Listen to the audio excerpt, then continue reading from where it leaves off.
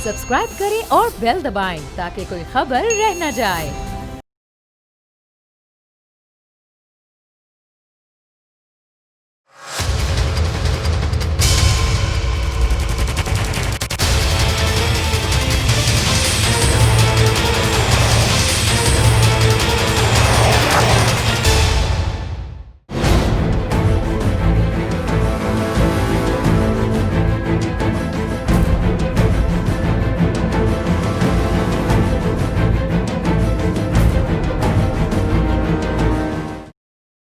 अस्सलाम वालेकुम, आप देख रहे हैं प्रोग्राम बस बहुत हो गया। मैं हूं अरबाब जहांगीर। 16 अक्टूबर गुजरावाला जलसा सिर्फ एक दिन की दूरी पर है और कंफ्यूजन अभी तक बरकरार है क्योंकि वजीर आजम ने तो पीडीएम को जलसों की इजाजत दे दी, लेकिन गुजरावाला की इंतजामिया ने अभी तक ऑपोजिशन की दरखास्त का जवाब नहीं दिया। जलसे की इजाजत मिली है या नहीं मिली, ये सवाल अब भी अपनी जगह पर मौजूद है। वजीर आजम ने जो जलसों की इजाजत का ऐलान किया है, क्या वो निचली सतह तक नहीं पहुंचा? जो अपोजिशन अभी भी इंतजामिया से इजाजत ना मिलने की बात कर रही है। नून लीग की क़यादत आज गुजरावाला में मौजूद थी, वहां उन्होंने प्रेस कॉन्फ्रेंस भी की। शाहिद खाकान अब्बासी साहब थे, एहसन इकबाल साहब मौजूद थे, राना सनाउल्लाह साहब मौजूद थे। शाहिद खाकान साहब का कहना था कि जलसे की दरखास्त का आज तक कोई जवाब नहीं आया। साथ ही उन्होंने ये इल्जाम भी लगाया कि हुकूमत जलसा रोकने के लिए पुलिस का भी इस्तेमाल कर रही है। 3 अक्टूबर को दरख्वास्त दी गई थी कि हम ये जलसा पाकिस्तान डेमोक्रेटिक मूवमेंट का जिना स्टेडियम में मुनक्कद करना चाहते हैं। आज तक उस दरख्वास्त पर कोई जवाब नहीं आया। पुलिस हमारा रास्ता नहीं रोक सकती। जो हथकंडे गिरफ्तारियों के इस्तेमाल हुए वो नाकाम रहेंगे। एहसन इकबाल ने हुकूमत पर तनकीद की और कहा कि इमरान खान की हुकूमत की टांगें कांप रही हैं। जलसे से पहले हुकूमत कारकुनान के घरों पर छापे मार रही है। अभी तो पहला जलसा नहीं हुआ, अभी तो पहले जलसे का ऐलान हुआ है और उसके ऊपर इमरान अहमद नियाजी की हुकूमत की ये कैफियत है कि इनको सांस चढ़ गया है, इनकी टांगें कांप रही हैं, ये गिरफ्तारियों पर आ गए हैं। राना सनाउल्लाह साहब भी वहां मौजूद थे। एक तरफ हुकूमत पीडीएम को जलसों की इजाजत देती नजर आती है और दूसरी तरफ अपोजिशन के कारकुनों की पकड़ धकड़ भी की जा रही है। लेकिन अगर जलसे की इजाजत नहीं मिली तो फिर शाहिद खाकान अब्बासी जीटी रोड पर जलसा करने का ऐलान कर गए हैं। अब सवाल यह पैदा होता है कि क्या पीडीएम के जलसे को नाकाम बनाना हुकूमत चाहती है या उन्हें जलसा करने ही नहीं देना चाहती, या फिर अपोजिशन जलसे की इजाजत ना मिलने का बहाना बनाकर मजलूम बनना चाहती है। एहसन इकबाल साहब नून लीग के सीनियर रहनुमा, जनरल सेक्रेटरी मुस्लिम लीग नून, हमारे साथ मौजूद हैं। एहसन इकबाल साहब, बहुत शुक्रिया वक्त निकाला अपने प्रोग्राम के लिए। आज प्रेस कॉन्फ्रेंस भी आप लोगों ने की। आप कह रहे हैं हुकूमत की इस वक्त आगे कांप रही है, लेकिन वजीर आजम तो आपको जलसे की इजाजत दे चुके हैं। इस कन्फ्यूजन क्या है? जी देखिए, मैं अभी गुजरावाला में ही हूँ और अभी कुछ देर पहले तहत इंतजामिया ने किसी किस्म की इजाजत नहीं दी थी, बल्कि उल्टा वो हमारे जो वर्कर्स हैं उनके ऊपर और कॉर्नर मीटिंग पर रेड करके एक फजा बना रहे हैं कि जिससे लोगों को रोका जा सके। लेकिन जो मैंने गुजरावाला में मनाजर देखे हैं, लोगों के हौसले इतने बुलंद हैं और इस वक्त हर शहरी इस जलसे में हुकूमत की पैदा करदा महंगाई के खिलाफ अपना एहतजाज का वोट रजिस्टर कराने के लिए पर तोल के बैठा है, पुरजोश बैठा है और वो हर कीमत पर हर रुकावट को फलांग कराएगा। लेकिन जो हुकूमत का रवैया है वो ये बात साबित करता है कि इस हुकूमत के औसान खता हो गए हैं। और मैंने आज ये कहा कि वो वजीर आजम जिसने 3 महीने तक डी चौक में धरना दिया था, किसी ने उसको लाठी भी उसके वर्कर को नहीं मारी, उन्होंने पार्लियामेंट के ऊपर कब्जा किया, टेलीविजन स्टेशन को रोंदा, आज वो एक जलसे के ऊपर इतनी बौखलाहट का शिकार है, इससे लगता है कि गल वध गई है। तो ऐसे साहब, ये पकड़ धकड़ आप कह रहे हैं की जा रही, कितने कारकुनान अभी तक आपके गिरफ्तार हुए हैं? किस किस सतह के लोगों को गिरफ्तार किया गया अब तक? जी, हमारे मुख्तलिफ जिला से इतलात आ रही हैं। इस वक्त तकरीबन सैकड़ों में तादाद जा चुकी होगी और जो एक बहुत ही अफसोसनाक बात है कि अब ये हमारे वर्कर्स को दबाव डालने के लिए जो उनके कारोबार है, मिसाल के तौर पे किसी का पेट्रोल पंप है, किसी की राइस मिल है, उनको ये फर्जी दरखास्तें देकर उनके खिलाफ उन्हें सील करने का अमल शुरू किया है। ये बहुत ही घनौना काम है। हमने मुशर्रफ दौर में भी एजुकेशन की थी। इस किस्म के हथकंडे कभी नहीं देखे थे जो ये हुकूमत इस्तेमाल कर रही है। लेकिन ये इस बात का एहसान साहब, ये सबूत है कि ये खुद हमारे एहतजाज को कामयाब कर रहे हैं, बना रहे हैं। और जब कोई हुकूमत इस तरह के हथकंडे आजमाती है तो वो एहतजाज को खुद कामयाब कर देती है। लेकिन एहसान साहब, ये जो पंप के मालकान होते हैं, मिल्स के ओनर्स होते हैं, तो बड़े बासर लोग होते हैं। इतनी आसानी के साथ हुकूमत इन पर इस तरह का सलूक अपना सकती है, इनको गिरफ्तार करके थानों में बंद कर दे? जी देखिए ना, वो एक किसी के खिलाफ भी फर्जी दरखास्त कंप्लेंट दायर करके तो एसी हजरात और मजिस्ट्रेट को भेज के उन्हें सील कर रहे हैं ताकि उन पर दबाव डालें कि वो इस एक्टिविटी से, जलसे और जुलूस से बाज रहे। बाज लोगों के घरों पे रेड करके वो चूंकि लोग अब घरों पे मौजूद नहीं है, उन्हें पता है, तो वो उनके अहले खाना को तंग करते हैं, एक हैरेसमेंट फैला रहे हैं। लेकिन इन चीज़ों से हमारे कारकुनों के हौसले कम नहीं होंगे, बल्कि वो ज़्यादा पुरअज़्म हो रहे हैं। और आप देखेंगे इंशाअल्लाह ताला 16 तारीख को गुजरांवाला का जो जलसा है वो पाकिस्तान के अंदर एक नया रिकॉर्ड सेट करेगा।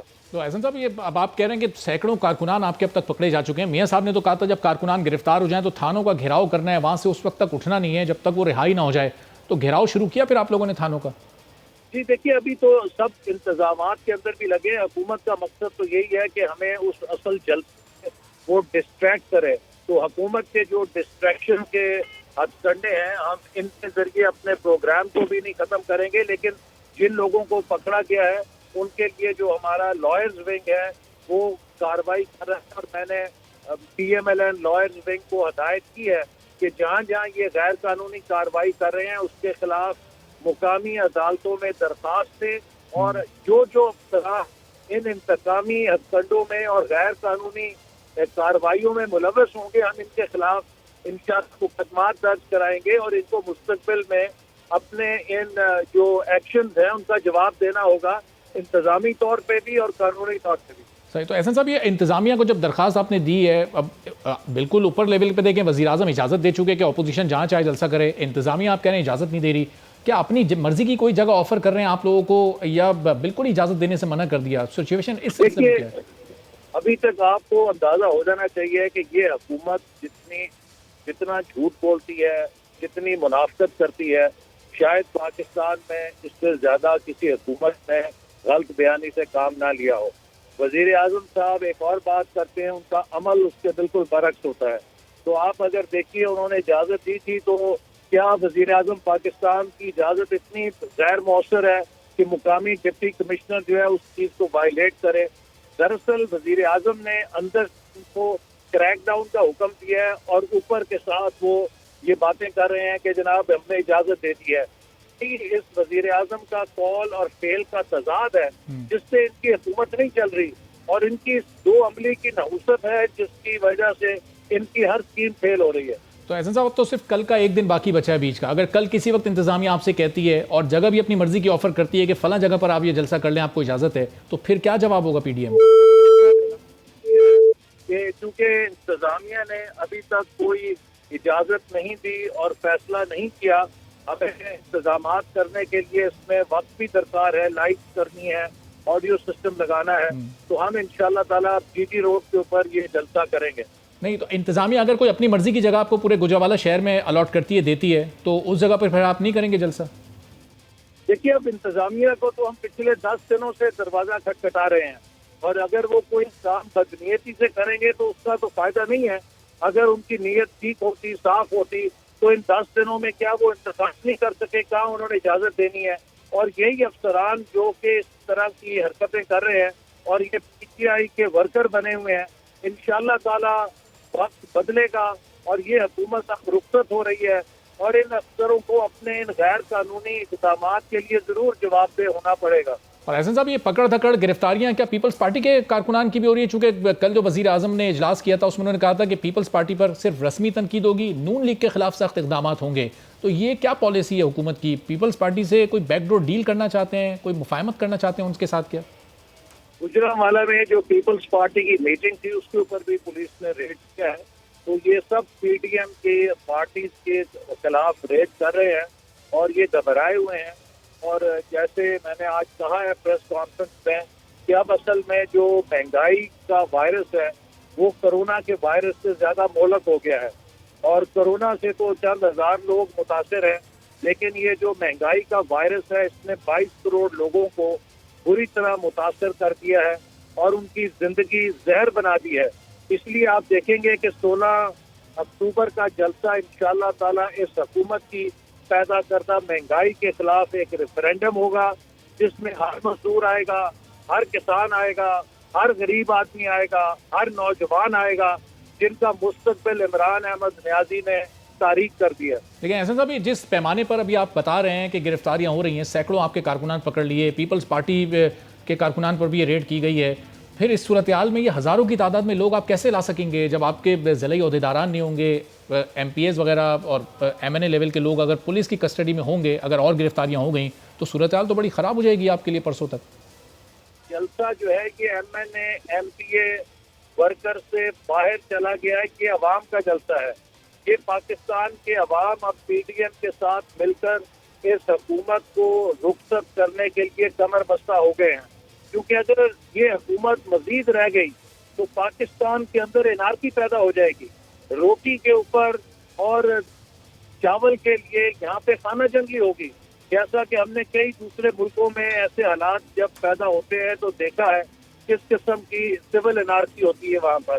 तो ये मुल्क के अंदर जो इस वक्त हालात हैं, ये हर इंसान के लिए जो बिजली का बिल देता है, मैं जलसे के लिए कॉर्नर मीटिंग में गया तो वहाँ पे एक रेडी वाले ने आंखों में आंसू से कहा कि तीसरा महीना है, मैं 5,000 बिजली का बिल दे रहा हूँ, मैं एक रेडी चलाता हूँ, उससे मैं 5,000 बिल दे के बच्चों को कैसे 2 वक्त की रोटी दे सकता हूँ। तो इस वक्त तो हर पाकिस्तानी परेशान है जो अपने बच्चों के लिए रोटी नहीं ले सकता।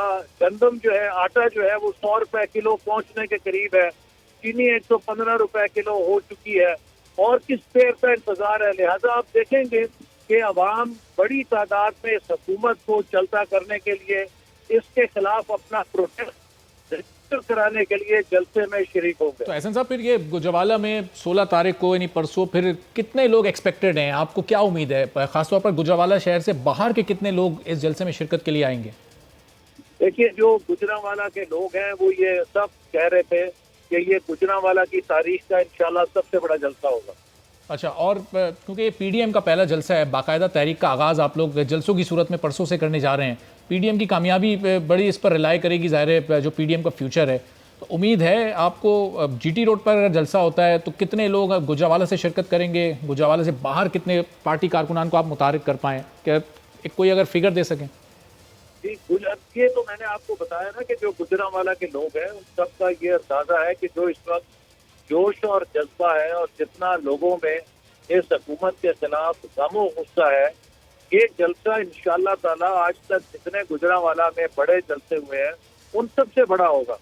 सही, लेकिन एहसन साहब ज़ाहिर है वो हुकूमत इस वक्त वो कोरोना वायरस वाली SOPs की भी बात कर रही है कि इतनी हज़ारों और की तादाद में अगर लोग एक मकाम पर जमा होंगे तो फिर ये वायरस फैलने का भी ख़तरा है। तो इन SOPs के हवाले से कोई सोच विचार, कोई तैयारी कर रखी है आप लोगों ने? जी, हमने सब लोगों को कहा है कि वो जो मुनासिब एहतियाती तदाबीर हैं वो इख्तियार करें, लेकिन इसमें चूँकि ये जलसा किसी क्लोज डोर में नहीं होगा, ओपन एयर के अंदर होगा। और आपने देखा है कि यूरोप में भी कई ऐसे ममालिक जहाँ कोरोना की बहुत वबा थी, लेकिन जो ओपन एयर के अंदर उनके एहतजाज थे वो होते हैं। और अभी ये जो ब्लैक लाइफ मैटर्स, उसके तहत भी कई यूरोप में कई जगह पे एहतजाज हुए। तो जो SOPs हैं उनको बरूए कार लाते हुए ओपन मकामात के ऊपर इज्तिमात हो सकते हैं। सही, और शेख रशीद साहब तो ये बड़े कॉन्फिडेंस से कह रहे हैं कि लोग आपके साथ निकलेंगे नहीं, लोगों ने मुस्तरद कर दिया है PDM की इस तहरीक को। ख़ुद वज़ीर आज़म भी इस तरह के बयान देते रहे। तो फिर इन लोगों को आपका जवाब कि आप कह रहे हैं बड़ी तहरीक ज़बरदस्त तरीके से चल रही है, गुजरावाला की तारीख का सबसे बड़ा जलसा होगा, हुकूमती बयान कुछ और आ रहे हैं? जी, आज तो शेख रशीद साहब ने इमरान खान साहब के जाने की पेशन गोई कर दी है और उन्होंने कहा है कि 31 दिसंबर तक झाड़ू फिर जाएगा। तो यकीनन अगर झाड़ू फिरेगा तो उसमें इमरान खान साहब की भी सफाई हो जाएगी। नहीं, वो झाड़ू फिरने से मुराद तो हमेशा आपकी क़यादत को, मियाँ साहब को, जरदारी साहब को, वो इस तासुर में कहते हैं हमेशा। नहीं, झाड़ू तो जब फिरता है वो सबके लिए फिरता है। अच्छा, और एहसन साहब, मियाँ साहब की फिर वापसी के हवाले से क्या इत्तलात हैं? PDM का जलसा तो परसों होने जा रहा है, ये जलसों की एक सीरीज शुरू होने जा रही है, किस जलसे में मियाँ साहब की एंट्री होगी फिजिकली? जी इंशाल्लाह मियां साहब इससे हमारी उनसे दरख्वास्त होगी कि वो वीडियो लिंक के जरिए खिताब करें, लेकिन उनकी जो पाकिस्तान वापसी है वो उनके मुआलजीन के ऊपर उसका इन्हिसार है। जो ही उनके डॉक्टर्स उनको फिटनेस सर्टिफिकेट देंगे you are fit to go, तो वो एक दिन जाए किए बगैर आ जाएंगे। उनके कुछ प्रोसीजर्स हैं जो रुके हुए हैं, क्योंकि वहाँ पर भी कोविड की वजह से हॉस्पिटल्स के अंदर कुछ पाबंदी थी, एक्टिविटीज अभी तक नॉर्मलाइज नहीं हुई, तो उन्हें उनके लिए डेट नहीं मिली है। जो ही डॉक्टर्स उनके हार्ट के प्रोसीजर के लिए उनको डेट देंगे और उसके बाद उन्हें वो फिटनेस सर्टिफिकेट देंगे तो वो फौरन पाकिस्तान आएंगे। और उनकी वापसी को इशू नहीं बनाना चाहिए कि जो शख्स अपनी बिस्तर मर्ग पे बीवी को छोड़ के जेल जाने के लिए बेटी को लेकर आ गया हो, तो उसके बारे में किसी को शुबा नहीं होना चाहिए कि वो किसी भी लिहाज से मुल्क से बाहर रहने को तरजीह देगा या वो किसी कानून से फरार का रास्ता इख्तियार कर रहा है। वो सिर्फ अपने इलाज के लिए रुके हुए हैं और जो ही डॉक्टर्स उनको इजाजत देंगे तो वो वापस आ जाएंगे। और यही हमारी पूरी जमात का उनको मशवरा है और हमने उन्हें यही रिक्वेस्ट की है कि आपको जब डॉक्टर्स इजाजत दें फिर आए। एहसन साहब, मरियम साहिबा, अब ये जो आपके बहुत ज़्यादा कारकुनान गिरफ्तार हो गए, इस खबर को लेकर परेशान तो नहीं है? चूंकि जाहिर है मियां साहब की गैर मौजूदगी में यहाँ पर पार्टी को वही लीड कर रही हैं, उनके लिए कितनी परेशान कुन ये खबर है कि इतनी बड़ी तादाद में आपके लोग गिरफ्तार हो रहे हैं? इन गिरफ्तारियों से कोई नहीं डरता। इस तरह तो होता है, इस तरह के कामों में हमारे कारकुनों ने जनरल मुशर्रफ का मार्शल्ला भी पेश किया है। वो जानते हैं कि ये क्या हथकंडे होते हैं और इन हथकंडों से ना वो मरूब होते हैं ना उनके हौसलों पर कोई असर पड़ता है, बल्कि जब कोई हुकूमत इस तरह पकड़ दकड़ करती है तो वो तहरीक को शुरू होने से पहले ही कामयाब कर देती है। तो हम हुकूमत के मशहूर हैं कि हुकूमत जिस तरह की बौखलाहट का मुजाहरा कर रही है उससे उसने साबित कर दिया है कि इसके कोई पैर नहीं है, इसके पास एतमाद नहीं है और ये अंदर से खोखली हो चुकी है। और ऐसे सब ज़ाहिर मरीम नवाज साहबा जब परसों जलसे से खिताब करेंगी तो उसी बयानिए को आगे बढ़ाएंगी जो मियां साहब का और उनका बयानिया है कि हुकूमत नहीं, हुकूमत के लाने वालों से मुकाबला है, उनके खिलाफ ये ऐलान जंग है। उसी बयानिए को आगे बढ़ाया जाएगा इन तमाम जलसों में भी? देखिए, हमारा जो बयानिया है वो सिर्फ पाकिस्तान में आइन की हुक्मरानी का है और हम ये चाहते हैं कि पाकिस्तान के तमाम इदारे जो हदूद आइन ने मुतय्यन की हैं उनके अंदर रह के काम करें। हम पाकिस्तान को एक मुआशी ताकत बनाएं। पाकिस्तान में आइन के मुताबिक जमहूरियत ना चलने देने की वजह है कि आज हम मुल्क का तमाशा बना के ये सजा भुगत रहे हैं। तो ऐसा सब इस हुकूमत ने कौन सा गैर आईनी काम किया है? ये हुकूमत का वजूद ही गैर आईनी है जो धांधली के साथ बरसर इक़्तिदार आई थी। आप मुझे ये बताइए कि ये हमें कहते हैं कि हम चोर और करप्ट है, तो चोरों और करप्ट ने तो 5 साल चीनी 50 रुपए 52 रुपए किलो रखी। ये हाजी और ईमानदार आए तो 2 सालों में 115 रुपए किलो हो गई। तो कौन चोर है और कौन ईमानदार है? इधर वो ये बात भी तो करते हैं, वो 22 अरब की सब्सिडी भी दी जाती रही, उसकी वजह से वो कीमतों में इस्तेहकाम मौजूद था। तो सरकारी सब्सिडी तो इन्होंने भी दी है, लेकिन इन्होंने सब्सिडी दी है और कीमत भी बढ़ाई है और अपने जियालों को अरबों रुपए 150-200 अरब का फायदा देके उनको रात के अंधेरे में लंदन भी दौड़ा दिया। और ऐसा सब, लेकिन तहकीकात भी तो इन्होंने कराई, मंजर आम पर भी तो ये बड़े बड़े नाम लेकर आए। इससे पहले कोई इस तरह की तहकीकात भी तो नहीं हुई जो चीनी कमीशन की रिपोर्ट सामने आई।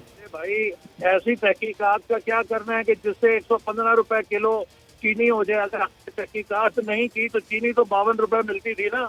यही तो सारा वो ड्रामा है कि दूसरों को कह के ये दोनों हाथों से जेबें भर रहे हैं। मुझे आप बताइए कि वो लोग अच्छे थे कि जिनके दौर में गरीब को चीनी आटा दाल मिलती थी, या ये हाजी ईमानदार अच्छे हैं कि जिसमें गरीब का मुंह का नवाला छीन गया है, वो बिजली का बिल देने से आजिज हो गया। लेकिन ऐसा साहब, अब वो टाइगर फोर्स को जो वज़ीर आज़म ने हिदायत जारी की हैं वो ग्राउंड पर उतरेगी, देखेगी, जहाँ महंगाई है उसकी निशानदेही करेगी, वो वज़ीर आज़म तक वो तमाम इत्तलात पहुँचेंगी और फिर उन पर अमल भी होगा। आने वाले दिनों में लग रहा है कि ये महंगाई का जो बोझ है आवाम पर, ये शायद थोड़ा कम हो जाए और उससे आपकी तहरीक पर भी असर पड़ सकता है, फिर आवाम पीछे भी हट सकते हैं। अभी तक तो ये रिकॉर्ड है कि जिस चीज़ का वज़ीर आज़म नोटिस लेते हैं उसको और आग लग जाती है। और अब तो लोगों ने ये मुतालबा करना शुरू कर दिया है कि वज़ीर आज़म से कहा जाए कि खुदा के लिए नोटिस न ले।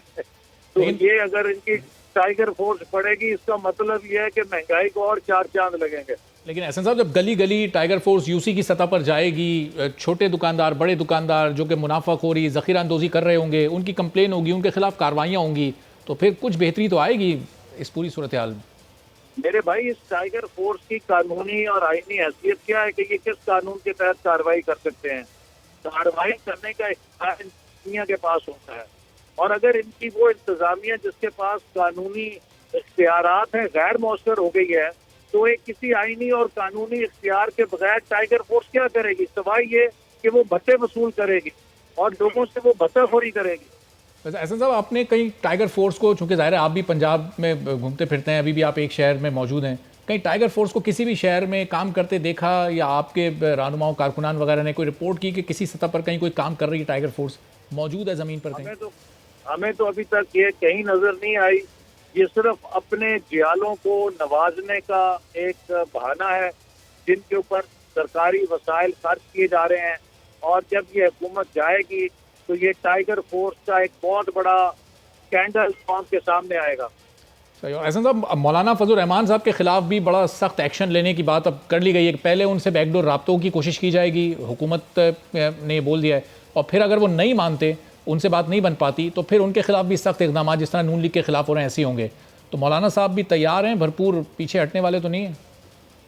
जी, मौलाना साहब ज़्यादा तैयार हैं, और इंशाअल्लाह ताला आप देखेंगे कि तमाम पीडीएम की जमातें भरपूर तैयारी के साथ उतर रही हैं। इसमें सब जमातें एक दूसरे से सबकत ले जाने की कोशिश करेंगी, और अब वक्त आ गया है कि हम पाकिस्तान से सिलेक्टेड और रिजेक्टेड हुक्मरानों को रुखसत करें, इस मुल्क में हकीकी नुमाइंदा हुकूमत कायम करें, और लोगों को इस महंगाई के अजाब से और मुल्क को इस मुआशी तबाही से बचाने के लिए तब्दीली लेकर। लेकिन एहसन साहब, ये सिर्फ जलसों जुलूसों से तो नहीं होगा। अब ज़ाहिर है अगला मरहला जब इस्तीफे देने का आएगा, वोट ऑफ नो कॉन्फिडेंस की बात आती है, तो वहाँ तो ज़ाहिर है आप लोगों को नहीं कामयाबी मिल पाती है असेंबली में। जब इस्तीफे देने की बात आएगी तो फिर सारी जमातें तैयार हैं। पीपल्स पार्टी को मना लिया आपने, मौलाना साहब तो पहले दिन से बोल रहे हैं, आपकी जमात खुद और पीपल्स पार्टी का स्टांस इस पर? देखिए, एपीसी ने वाज़ेह तौर पे कहा था कि हम तमाम ऑप्शन पे काम करेंगे। उसमें अदम एतमाद भी हो सकती है, उसमें इस्तीफे भी हो सकते हैं, और जमहूरियत के अंदर बुनियादी हैसियत राय आमा की होती है। जब किसी हुकूमत की पोस्ट से राय आमा की हमायत खत्म हो जाए और अवामी राय उसके खिलाफ कमर बस्ता हो जाए, तो फिर वो हुकूमत इक़्तिदार में रह नहीं सकती। हत्ता ये कि डिक्टेटरशिप जो है वो भी राय आमा का मुकाबला नहीं कर सकते। तो लिहाजा जो तब्दीली है उसका पहला नुक्ता हमेशा पब्लिक मोबिलाइजेशन होता है, और जब पब्लिक मोबिलाइजेशन भरपूर होती है, मौसर होती है, तो उससे खुद तब्दीली के इम्कानात पैदा होते हैं और हालात तब्दील होते हैं। सही। और एहसन साहब, बस आखिर में ये फरमा दीजिएगा, इस पूरी तहरीक में शहबाज शरीफ साहब की कमी महसूस होगी आपको, आपकी जमात को? जी, यकीनन बहुत कमी महसूस होगी, और एपीसी के बाद उनकी जो गिरफ्तारी है वो हुकूमत की बौखलाहट का नतीजा थी, और गिलगित बल्तिस्तान में जो इसकी प्री पोल रिगिंग है उसका हिस्सा थी, क्योंकि ये नहीं चाहती थी कि मुस्लिम लीग नून पूरी ताकत के साथ गिलगित बल्तिस्तान के इंतखाबात में हिस्सा ले। और इस बात की हम शदीद मजम्मत करते हैं कि ये पाकिस्तान के नहायत ही हसास इलाकों में इन्होंने प्री पोल रिगिंग इस वक्त शुरू की हुई है, और जब वहाँ पर एक मुतनाज़ा इलेक्शन होगा उससे जो असरात होंगे वो पाकिस्तान के लिए कोई अच्छे नहीं होंगे, और ये हुक्मरान अपनी नालायकी से और नाअंदेशी से पाकिस्तान के लिए नए मसाइल पैदा कर रहे हैं। ठीक है, बहुत शुक्रिया। एहसन इकबाल साहब मौजूद थे, जनरल सेक्रेटरी मुस्लिम लीग नून और सीनियर रहनुमा मुस्लिम लीग नून के, और कह रहे थे कि ये तहरीक रुकने वाली नहीं है और इस हुकूमत के गिरने तक ये तहरीक चलेगी। गुजरावाला में तारीख का सबसे बड़ा जलसा परसों होगा। एक तरफ तो वो हुकूमत को गिराने की बात कर रहे हैं, दूसरी तरफ IMF एक खुशखबरी सुना रही है कि अगले माली साल में मईशत में कुछ इस्तेहकाम आ सकता है। क्या है ये खुशखबरी, ये आपको बताएंगे एक ब्रेक के बाद। डॉक्टर अशफाक हसन सिद्दीकी साहब हमारे साथ मौजूद होंगे।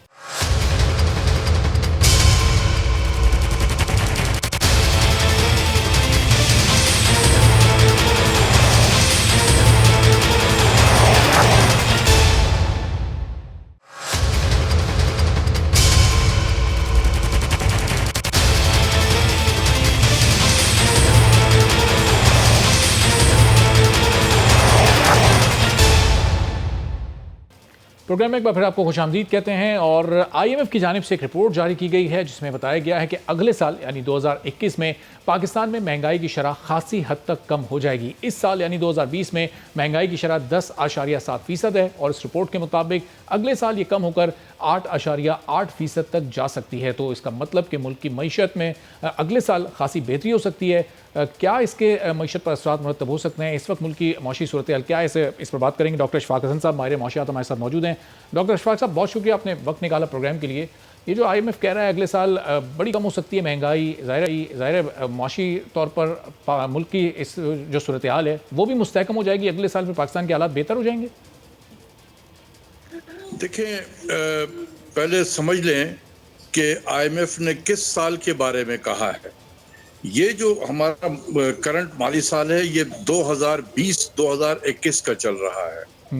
वो 2021 और 2022 की बात कर रहे हैं कि 2021-2022 में हालात बेहतर होंगे। तो ये हमें पता है, वो इस वाली साल की बात नहीं कर रहे हैं। ये जब मुकम्मल होगा जून में, उसके बाद जुलाई से जो शुरू होगा उसकी बात कर रहे हैं वो। सही। तो अभी तो बहुत देर है। हमारे यहाँ जो इस वक्त इशू है वो आजकल आप देख रहे होंगे कि इन्फ्लेशन काफ़ी हाई है और ये बेसिकली फूड इन्फ्लेशन की वजह से है। फूड इन्फ्लेशन पाकिस्तान की तारीख में 14 महीने कभी मैंने नहीं देखा कि मुसलसल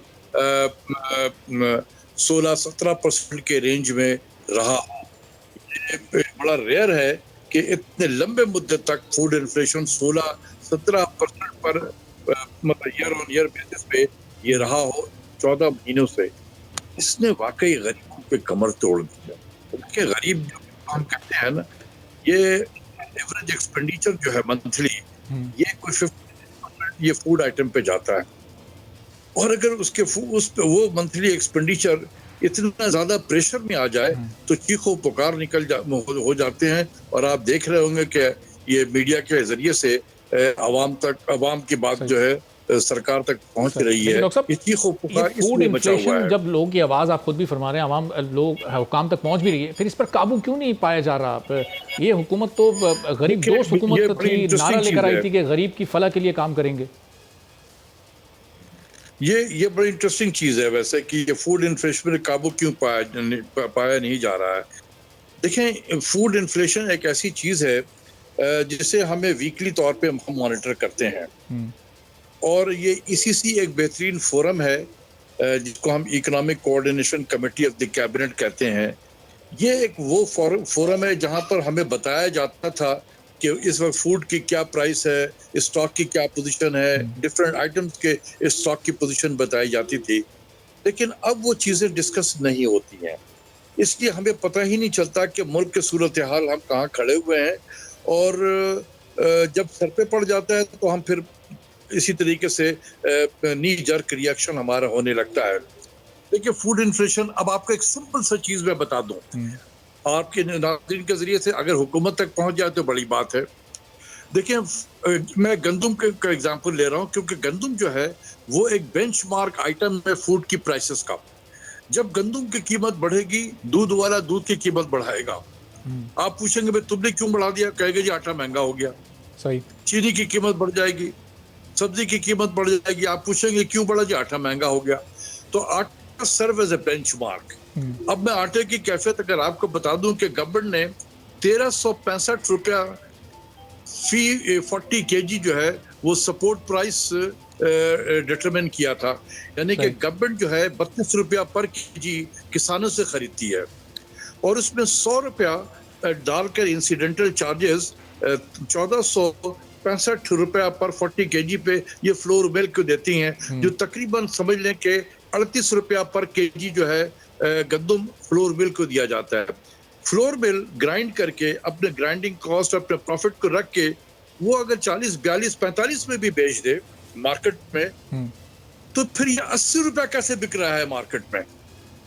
बिल्कुल ठीक। बड़ा सिंपल सी चीज है यहाँ पकड़ने के लिए कि फ्लोर मिल से तो उसको तो 45 रुपया पड़ रहा है पर kg, मार्केट में ये 80 रुपए कैसे बिक सकता है? लेकिन तो somebody from floor mill to market, यही गड़बड़ है। तो अशफाक साहब, हुकूमत को इन चीज़ों का इदराक तो है। प्राइम मिनिस्टर ने जो टाइगर फोर्स के ऊपर ये जिम्मेदारी डाली है कि वो जाए और इस महंगाई की इत्तला दे, तो हुकूमत कुछ करना तो चाह रही है। वो मशीनरी को अपनी नहीं इस्तेमाल करना चाह रही है, एक अलग से इसके लिए फोर्स तैनात कर दी है, लेकिन ऐसा लगता है कि आने वाले मामला बेहतर हो जाएंगे। ये शायद ये फोर्स कुछ काम कर पाए जिस पर प्राइम मिनिस्टर का ट्रस्ट है। मेरे भाई, ये इकोनॉमिक्स के मामलात हैं। अगर गवर्नमेंट को इसका पता होता तो कभी भी ये टाइगर फोर्स के जरिए से कीमतें नहीं कम की जाती हैं दुनिया में।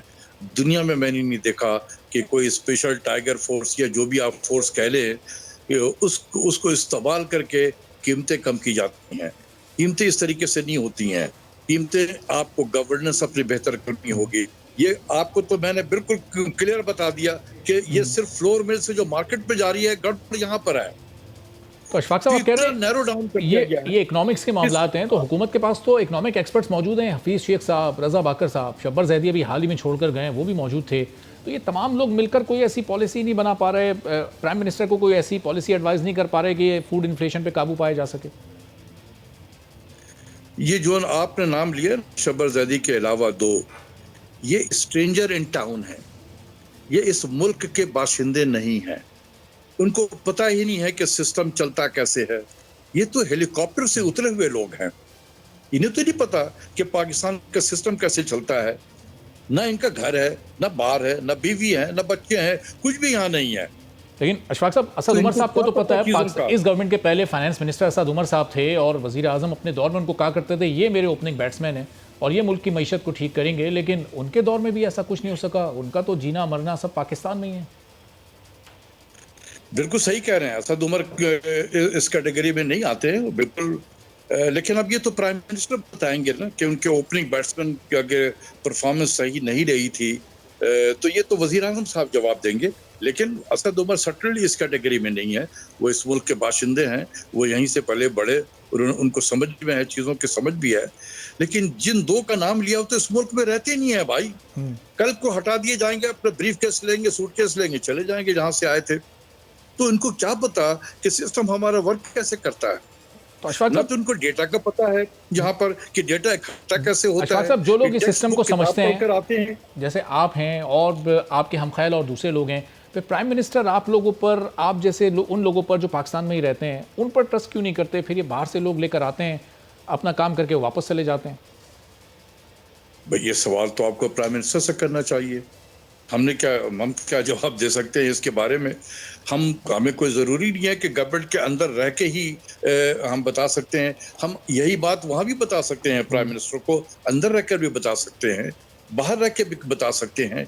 लेकिन बात यह है कि जिन लोगों ने इस किस्म की चीज़ों को हैंडल किया है, आप उससे मशवरा कर लें। मशवरा करने में कोई हर्ज नहीं है। कोई ज़रूरी नहीं है कि आप उनको वजीर बनाना है। कोई ज़रूरी नहीं है कि मैं कहूँ कि जी आप मुझे बनाएं। मुझे, मैं अल्लाह के फजल करम से एक यूनिवर्सिटी का डीन हूँ, एक बड़े रिस्पेक्टेबल जगह पे बैठा हुआ, मुझे तो नहीं है, लेकिन मुझे अपने मुल्क से मोहब्बत है। मैं मशवरा दे सकता हूँ। मुझे ये भी पता है कि ये प्राइम मिनिस्टर बहुत मेहनत कर रहे हैं। ये एक ईमानदार शख्स है, बहुत मेहनत कर रहा है। अब ये IMF की रिपोर्ट ने एक उम्मीद की किरण तो जगा दी है। अब ये इन टारगेट्स तक पहुंचने के लिए फिर अब कोई मशवरे अगर आपको हुकूमत के लिए, क्योंकि अभी तो ज़ाहिर है वो साल शुरू होने में भी 8-9 माह बाकी हैं, उसके बाद फिर वो फिगर्स एग्जिस्ट करेंगे जो IMF की जानिब से बताए गए, तो कैसे उन फिगर्स तक अपनी रीच को मुमकिन बनाया जाए?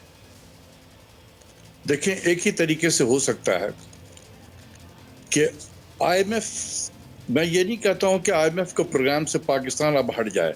जब एक मरतबा जा चुका है तो इसको मुकम्मल करे, लेकिन इसको मुकम्मल करने का तरीका है, ये नहीं है कि फिर वही हाराकारी में हम चले जाए।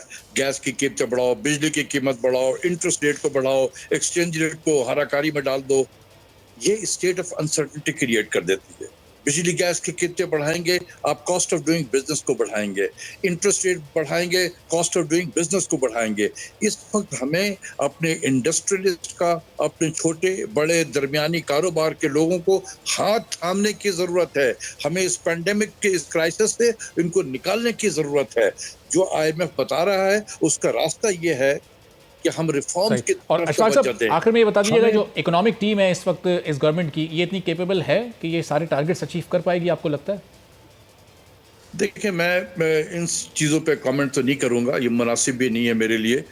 ये प्राइम मिनिस्टर की इकोनॉमिक टीम है, प्राइम मिनिस्टर ने चुना है, और मैं जाहिर सी बात है कि मैं ये कमेंट्स तो नहीं दे सकता हूँ कि प्राइम मिनिस्टर के कि आपने सही टीम नहीं चुना है। लेकिन इसलिए ये मैं इस पे आपको अनफॉर्चुनेटली मैं जवाब नहीं दूंगा, नहीं दे सकता हूँ किसी के इसके बारे में कि ये काबिल है या नहीं है। हर शख्स काबिल होता है, हर शख्स पढ़ा लिखा होता है। अब ये है कि वो डिलीवर अगर करे तो फिर ठीक है, नहीं डिलीवर कर सकता तो ऐसे पढ़े लिखे से फायदा क्या।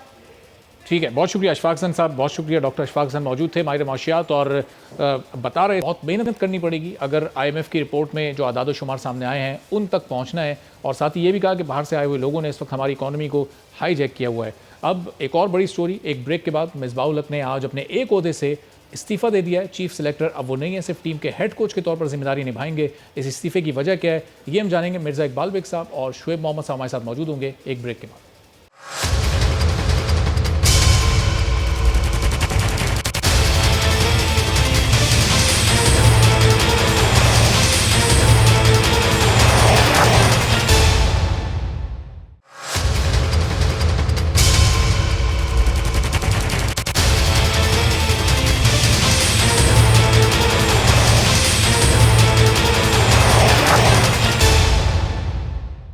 प्रोग्राम में एक बार फिर आपको खुशामदीद कहते हैं। कौमी टीम के हेड कोच मिसबाह-उल हक ने चीफ सेलेक्टर का ओहदा छोड़ने का ऐलान कर दिया। अब वो सिर्फ टीम में हेड कोच की जिम्मेदारियां ही निभाएंगे।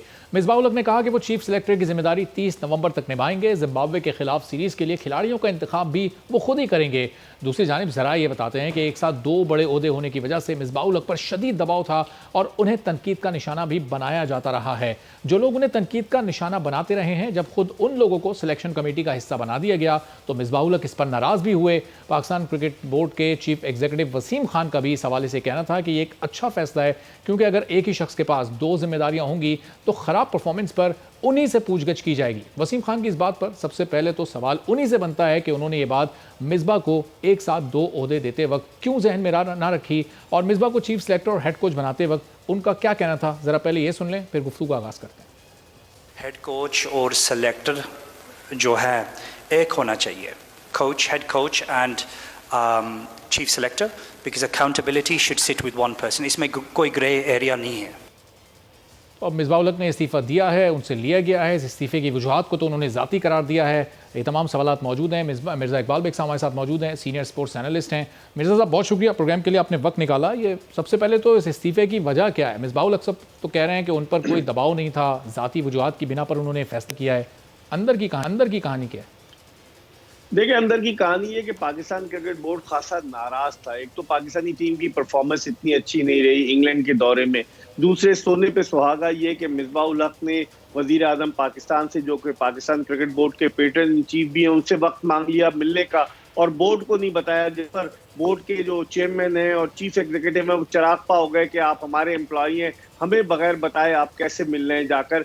तो अभी हाल ही में मिसबाह-उल हक की मुलाकात हुई गद्दाफी स्टेडियम लाहौर में PCB के चेयरमैन एहसान मानी से, जिसमें खासी देर तक तबादला ख्याल हुआ और ये तय किया गया कि मिसबाह-उल हक बाइज्जत अंदाज से एक ओहदा छोड़ेंगे। अभी थोड़ी देर पहले आपने वसीम खान का क्लिप सुनाया कि वसीम खान कह रहे हैं कि दोनों ओहदे जरूरी हैं, हेड कोच और चीफ सेलेक्टर का। तो वसीम खान को तो खुद पाकिस्तान क्रिकेट का नहीं पता, वो तो इंग्लैंड से आए हैं। इंग्लैंड में 18 काउंटीज हैं, उनमें से एक काउंटी लेस्टरशायर के वो चीफ एग्जीक्यूटिव रहे, भारी तनख्वाह पर यहाँ आए, यहाँ के कल्चर से वाकिफ नहीं है। वो तो इस तरह की बातें करेंगे, लेकिन जो मैस मचाया है उन्होंने as a chief executive Pakistan cricket में आकर, उसको सही करते करते एक तवील अरसा दरकार होगा। और मिसबाह-उल हक ऐसे तो नहीं, आज आप उनकी बॉडी लैंग्वेज देखें, जिस अंदाज से वो प्रेस कॉन्फ्रेंस में सवालात के जवाबात दे रहे थे, बड़े शिकस्ता दिल थे, बुझे बुझे नजर आ रहे थे।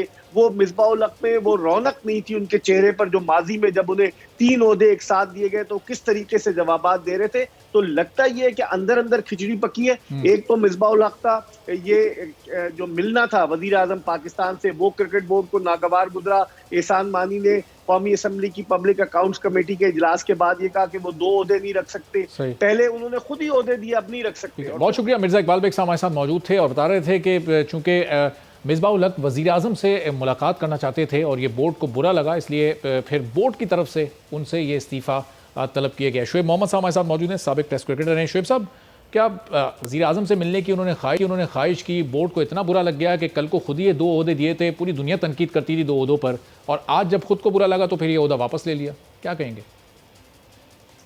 देखें, बिल्कुल मैं ये चीज़ नहीं मानता कि ऑल्दो के उन्होंने अपने रिजर्वेशन शो किए बोर्ड ने कि जी आप लोग क्यों मिले, लेकिन जब आपका ब्लू आइड बॉय है मिसबाह, जिसको आपने तीनों चीज़ें उसके हाथ में झोली में ला के रख दी, कोई उससे कोई पूछ नहीं सकता कि जी सिलेक्शन गलत हुई है या खेल में गलती हुई है या बैटिंग के अंदर कोई सही नहीं सिखाया। तो बात यह है कि ये चीज़ तो कवर अप है बेसिकली। ये उसको कहा गया है कि जी इसी के हमारे ऊपर प्रेशर्स बहुत हैं और जो हमारा जो उस वक्त डिसीजन जो पहले था वो नेचुरली एक्सपोज हुआ कि भाई अगर सारी चीजें एक ही बंदे को दे देंगे तो पीनलाइज आप किस चीज के ऊपर आप एक बंदे को कर सकते हैं, एक तो करेंगे तो क्या वो बंदा बाहर तो नहीं हो सकता ना। तो इसलिए उन्होंने रियलाइज किया और उसको पुश किया गया है इसके अंदर। ये टाइम, ये मौका सही था। अभी आगे साउथ अफ्रीका की सीरीज बड़ी टफ है, न्यूजीलैंड जाना है पाकिस्तानी टीम को, न्यूजीलैंड के विकेटों पर खेलना है, वो सीरीज बड़ी टफ है पाकिस्तान के लिए। एक ऐसे मौके पर कि अभी जिम्बाब्वे की सीरीज के लिए तो मिसबाह-उल हक की सिलेक्शन करेंगे, नए चीफ सिलेक्टर का इम्तिहान तो बड़ा कड़ा और सख्त हो जाएगा जब उसे साउथ अफ्रीका और न्यूजीलैंड के लिए स्क्वाड को चुनना होगा।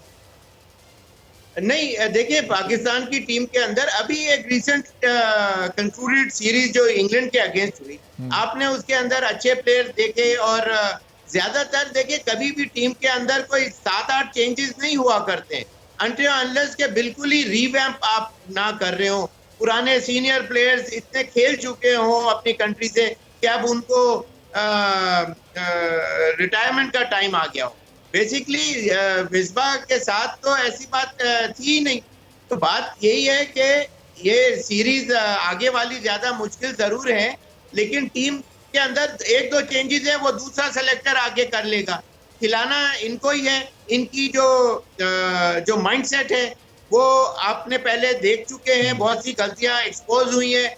अब ये कि 2 चीजें मैंने तो ड्यूरिंग कोविड डेज ही कहा था कि अभी एक के बाद ये दूसरी भी resignation within few months आ जानी चाहिए या आएगी। ये मेरा एक सोशल मीडिया के ऊपर मैंने पहले ही कहा था। अच्छा। तो I am not surprise about it कि ये उन्होंने वो हट गए या अब दूसरा जो आएगा वो ठीक है। वो एक टीम के अंदर 10-12 प्लेयर तो सिलेक्टेड ही हैं, 3 या 2 प्लेयर उसने कोई नए प्लेयर लेने या PSL भी हुआ, फिर ये अभी आजकल T20 मैचेस हो रहे हैं, उसके अंदर हाईलाइटेड प्लेयरों को आई एम श्योर मौका भी मिलेगा और इस तरह टीम बन जाएगी। शुएब साहब, ये हमेशा ये होता है जब जिसको हटाना होता है हटा दिया जाता है, अब उसके टेन्योर के दरमियान जो क्रिकेट टीम की परफॉर्मेंस होती है उसका पोस्टमार्टम नहीं किया जाता। अब मिसबाह-उल हक जितने अरसे तक ये दोनों ओहदे रखे रहे, आज उन्होंने एक ओहदा छोड़ा, अब चीफ सिलेक्टर की हैसियत से जो उनकी परफॉर्मेंस रही, क्या उस पर भी एक रिव्यू होना चाहिए, बोर्ड को करना चाहिए या नहीं?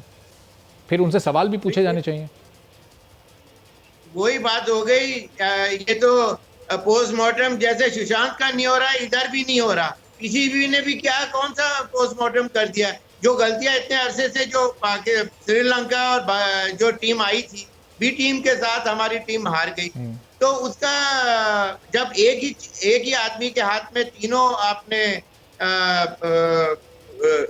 हेड की पोजीशन जब दे देंगे आप, तो आप जैसे मैंने अभी कहा कि आप किसके ऊपर पेनलाइज, किसके ऊपर जोर डालेंगे कि इसकी गलती थी? तो बात वही है कि वो डिसीजन ही गलत था पीसीबी का from the day 1, from the word go. और यही चीज मैंने आपको जब ये डिसीजन आया था, जब ये बात बताई थी कि थ्रू मीडिया कि ये चीज आएगी in due course of time. ऐसा तो हो नहीं सकता, कोई भी टीम हमेशा नहीं जीतती, ये मानी हुई बात है, लेकिन बट स्टिल जब लूज एंड आप छोड़ेंगे तो पीपल विल पॉइंट आउट। सही, लेकिन शुएब साहब, जो हमारे क्रिकेट के बड़े नाम हैं, यूनुस खान, शुएब अख्तर, वसीम अकरम, ये हमें क्यों इस तरह की चीज़ें करते दिखाई देते कि चीफ सेलेक्टर ये लगे हों, हेड कोच इनमें से कोई लगा हो, जो अभी रिसेंट पास में परफॉर्म करते रहें, 1 मैन शो के तौर पर मैचेस जिताते रहें? इस तरह के प्लेयर्स पे हम क्यों रिलाई नहीं करते? अब नाम लिया जा रहा है मोहम्मद अकरम साहब का, सर्टिफाइड कोच हैं वो, अब उनको अगर चीफ सेलेक्टर लगा दिया जाता है, उनका वो एक्सपीरियंस, वो नाम तो नहीं है जो हमारे सुपरस्टार्स की परफॉर्मेंसेज हैं। देखिए, ये चीज तो पीसीबी बहुत ज्यादा अरसे से जिस तरह उन प्लेयरों को पाकिस्तान के सर्किट में लाके छोड़ दिया हुआ है एज कोचेस, जो इन्होंने खुद नहीं खेला हुआ, खुद डीप एंड के अंदर कभी स्विम नहीं करके बाहर निकले। 10-10, 15, 20 मैचेस, फर्स्ट क्लास मैचेस खेले हुए, they are running the show all throughout Pakistan. और उसकी वजह से आपने देखा कि हमारा क्रिकेट का बैटिंग का ग्राफ, स्पेशली फील्डिंग का ग्राफ आपने इस T20 में देख लिया। तो ये चीजें कौन बताएगा? People who had experience, who had been there, done that वाली बात होती है कि वो आके बता सकते हैं कि इस तरह के सेंसिटिव मौकों के ऊपर किस तरह you have to come out of the bubble. और उस प्रेशर को जब आप when you are weaker at the knees, तो नेचुरली जब खुद कुछ नहीं किया मैंने अगर, तो मैं क्या बच्चों को बताऊंगा, सिखाऊंगा? वही चीज पाकिस्तान के सेटअप के अंदर फुली एक्सपोज हो चुकी हुई है, लेकिन कोई कहने वाला नहीं है। तो ये बात आपका जो सवाल था वो बिल्कुल उसका यही पॉइंट है कि पीसीबी की जो बेसिक गलतियां जो हैं वो एक्सपोज होती चली जा रही हैं, and yet they are not pointing towards, not going towards तो ये गलतियां जो एक्सपोज होती जा रही हैं, फिर अब इन गलतियों को कौन सुधारेगा, कैसे इनको सुधारा जाएगा? अब तो नया निज़ाम आ चुका है, डिपार्टमेंटल क्रिकेट बंद हो चुकी है, सिर्फ रीजनल क्रिकेट चल रही है। ये निज़ाम सही है, गलत है, कौन फैसले करेगा फिर? पाकिस्तान के अंदर अभी बहुत से ऐसे प्लेयरों को सिलेक्शन कमेटी के अंदर की मिसाल आप बात कर रहे हैं, या इन बड़े बड़े प्लेयरों के जो आपने पिछले सवाल किया था, नाम नहीं लेके आते, इसीलिए एक बड़ा नाम रखते हैं और बाकी वो नाम रखा जाता है कि जो सिर्फ 2 अल्फाज भी आगे उन बड़े प्लेयरों के आगे नहीं बोल सकते। Whereas ये होना चाहिए कि उसी तरह कन्फ्रंटेशन होनी चाहिए कि अगर कोई चीज आप समझते हैं कि जी गलत हो रही है, तो one should come out and speak up all, कि जो उसका माइंड में है कि ये आपका डिसीजन, अभी कोई बोलने वाला नहीं होता, इसलिए वो शोएब साहब, जब इमरान खान साहब जब वजीर आजम बने थे तो सबको ये उम्मीद थी कि मुल्क का निज़ाम जैसा भी चले लेकिन पाकिस्तान की क्रिकेट बड़ी बेहतरीन हो जाएगी, और उन्होंने कई बार इस अज़्म का भी इजहार किया था। इस 2.25 साल में क्या बिल्कुल उन्होंने नजरअंदाज किया है क्रिकेट को, क्रिकेट बोर्ड को, क्रिकेट के मसाइल को? किसका नाम लिया आपने? किसकी? प्राइम मिनिस्टर इमरान खान साहब की मैं बात कर रहा हूं। उनके आने के बाद तो ये उम्मीद थी कि पाकिस्तानी टीम हर मैदान नंबर 1 टीम बन जाएगी, T20 हो, वनडे इंटरनेशनल हो, टेस्ट मैच हो। नहीं, बिल्कुल इसमें कोई शक नहीं, लेकिन ये कि नेचुरली क्रिकेट हो या दूसरे स्पोर्ट्स हो, उसके अंदर आपको टाइम देना पड़ता है, मीटिंग्स करनी पड़ती हैं, आपको ग्राउंड एक्चुअल ग्राउंड की प्रेजेंस को फील करके देख के समझ आती है कि ये किस what metal player is made of. तो इस तरह का उनके पास तो टाइम है ही नहीं। जो उनको इस कान में जो फीडिंग जो लोग कर देते हैं, उस हिसाब से वो थोड़ा बहुत नेचुरली उनको ना मैच देखने का टाइम है, ना बात करने का, इन मीटिंग्स का भी। तो इस वजह से वो उनका एक माइंडसेट हमेशा से रहा कि जी डिपार्टमेंट क्रिकेट नहीं होनी चाहिए, but I still say today, और एक ही बात की उनकी कॉन्ट्रडिक्ट मैं करता हूं कि department cricket has given a lot to Pakistan, as regional cricket won't be able to deliver even half of. ठीक है, शोएब मोहम्मद साहब बहुत शुक्रिया, हमारे साथ मौजूद थे साबिक टेस्ट क्रिकेटर शोएब मोहम्मद, और कह रहे थे कि वज़ीर क्रिकेट के मामलात पर टाइम देने का वक्त ही नहीं है, तो फिर ये मामलात कैसे सुधर सकेंगे। आज के प्रोग्राम से इजाज़त दीजिए, अल्लाह।